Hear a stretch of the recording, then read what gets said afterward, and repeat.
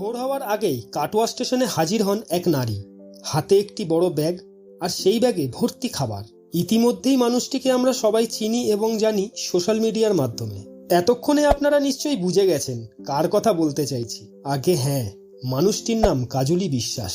তবে তার পরিচয় শুধু এটুকুই নয়, তিনি আজ অসহায় মানুষের কাছে এক আশার আলো।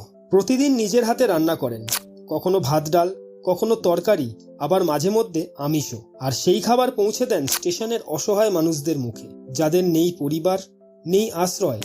কেউ বৃদ্ধ, কেউ অক্ষম, আবার অনেক শিশু। সবার পাশেই দাঁড়ান কাজলি দেবী। শুধু খাবার নয়, তিনি বিলিয়ে দেন ভালোবাসা, স্নেহ, মমতা আর মানবতার শিক্ষা। কখনো বৃদ্ধকে নিজে হাতে খাওয়াচ্ছেন, আবার কখনো শিশুদের কোলে নিয়ে খাওয়াচ্ছেন।